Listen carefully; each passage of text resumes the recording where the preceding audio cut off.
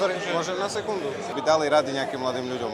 Mal by si minútu, 2 minúty. OK, není problém. Dnes som tu s... Immanuel Adenubi. Čo bola najlepšia rada, akú si kedy dostal? Být otevřený příležitostem. Jedna z nejlepších věcí, kterou jsem kdy v životě mohl udělat a kterou jsem vlastně kdy mohl začít, bylo to nasadit si strategii do hlavy jesmena, kdy prostě vlastně přicházejí příležitosti a člověk, i když se prostě stydíte, i když se bojíte, i když vám to prostě dělá vrásky, tak si prostě říct, ty vado, co můžu ztratit? Maximálně mě někdo vysměje, maximálně se strapním, prostě do toho jít.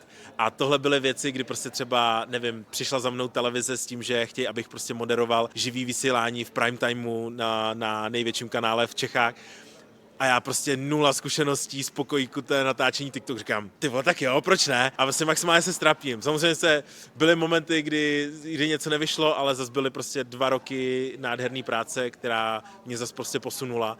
A to samé bylo v rámci natáčení, to samé bylo prostě v rámci třeba boxu a tak dále. Takže prostě si říct, ty vado, hele, budu zdravej, nic prostě vážného se nestane, tak proč prostě do toho nejít. Čo je pre teba jedna vec, ktorú by si vypichol, prečo ty cvičíš a stále ťa to drží? Hele, najít si v tom nějaký důležitější smysl, nějaký jako větší smysl, než jenom třeba zhubnout, nebo než jenom se prostě někomu zalíbit, protože ta motivace hrozně rychle přijde, ale i hrozně rychle odejde a většinou jako lidi zůstávají u toho, až jako když se naučí jako pracovat s tou konzistencí. Jo, a prostě co si budeme, to cvičení je věc, která fakt jako trvá, ty výsledky nejsou za týden, takže najít si tam nějaký jako hlubší smysl, jo. Teba baví cvičiť?